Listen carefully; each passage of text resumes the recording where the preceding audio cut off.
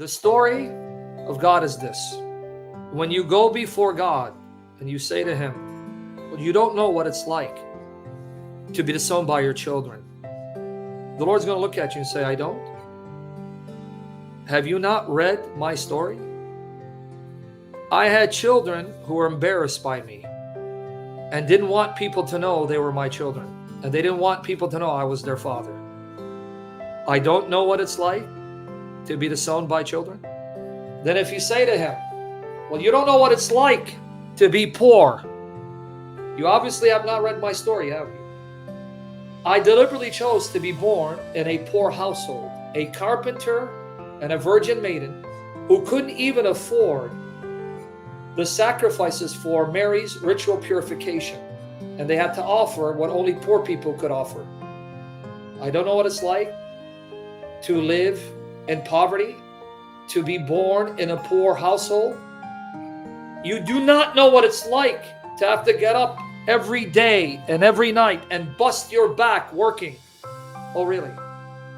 Beloved, I chose to be born in a household where my adoptive father was a carpenter, meaning he built homes, meaning he would carry stones, he would carry wood, engage in construction, right? Using saws and nails, waking up in the morning, attending Joseph in freezing weather, in heat, sweating, busting my back. What do you think I was doing from the age of 12 to 30? And you won't be able to tell Jesus, you do not know what it's like to have a parent bury their child. Again, the Lord's going to look at us and say, really? Beloved, I chose a young Jewish virgin maiden, knowing I would pierce her heart through, because I knew by choosing her, she would have to see me hanging on a cross, beaten to a bloody pulp, having been whipped to the point of death, spikes driven in my hands and feet, gasping for air. And as she's standing before the cross, seeing her baby,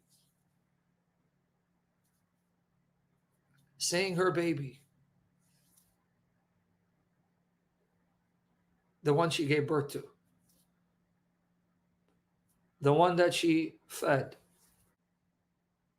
I don't know what it's like to engage in back-breaking work. I don't. The one that she bathed, the one that she sang lullabies to.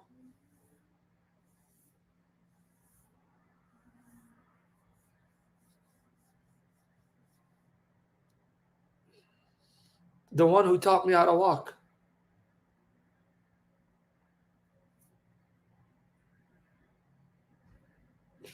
The one who was there to nurse me when I was sick. The one who would be there if I fell and I hurt myself or cut myself, and put me in her arms and kiss me and assure me it's going to be all right. It's okay, son. It's going to be okay. Mommy's here. I had to allow her see me die before her eyes. So don't tell me I don't know what it's like to have a parent see their child die and be buried. My mother saw me die before her eyes, far away from our home, and had to see strangers bury me in their tomb. I don't know what it's like.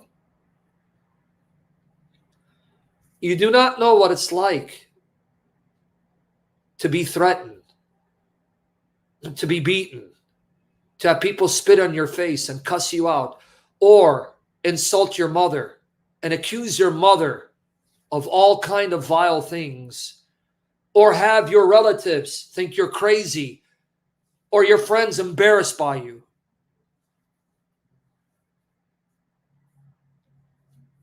He's going to say, beloved, have you not read my story? Mark 3:20-35. The people thought I was demon possessed. Even my relatives came to take me home because they thought I was out of my mind. And in John 7:1-5, my so-called brothers, my relatives, wanted me to show myself publicly so that I would get arrested because they didn't believe in me and they were embarrassed by me.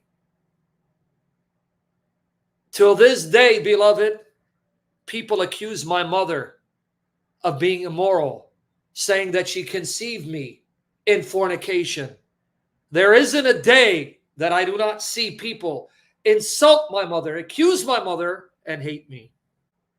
You don't think that I know what you're going through? I have experienced what you've experienced. Even though I didn't have to, I chose to, so I can identify with your pain and know that there's someone who loves you and sympathizes with you, whose heart breaks for you, because I've been there. Because I've been there. There's not something you've experienced that Jesus doesn't identify with. So the Lord's message to you is, beloved, I became human voluntarily and willfully. I didn't have to, I chose to. So I could then live the human life, experience human existence in a fallen world, to experience what you experience with the exception of sin, so that I can identify with you and sympathize with you and assure you, you have someone who knows what you've gone through, because I've gone through it and I continue to go through it.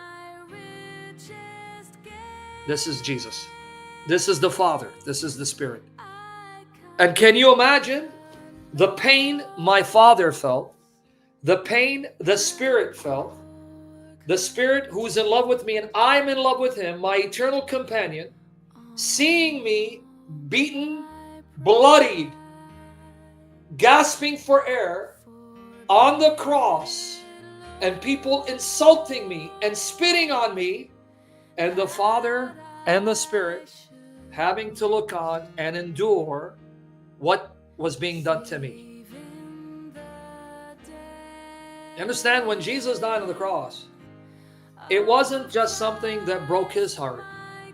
It broke the heart of the Father and the Spirit to see the one they love and adore going through that hell and withholding back their wrath, because this was the way to salvation.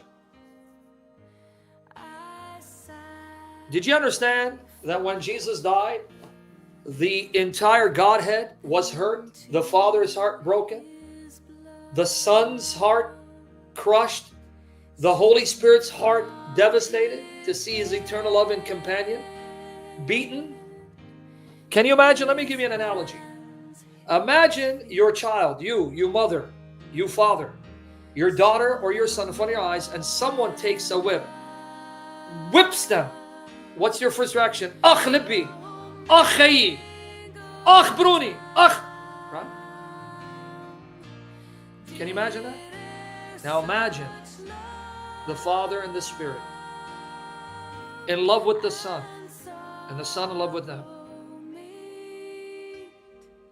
The moment the Father and the Spirit see the Son dragged off, and the moment they see the Son being spit on, or beaten with rods, or having a crown put on his head, and then being whipped, can you imagine what the Father was saying? Ach bruni,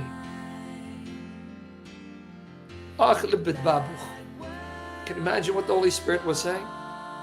Chori, cheyi, my friend, my love, my beloved. You understand? So when you understand the nature of God and what Father, Son, and Holy Spirit, the one true God, have gone through and have been through and what they're going through, it will change your attitude about this beautiful God. This is the God of Scripture, the Bible. This is the true God, and He's real. Seeing your son being whipped by maggots that you created, that you can wipe out with one word. Seeing your eternal love and your eternal companion, the Holy Spirit looking at his eternal companion. My friend, my love. Ya Khori, Ya Libbi.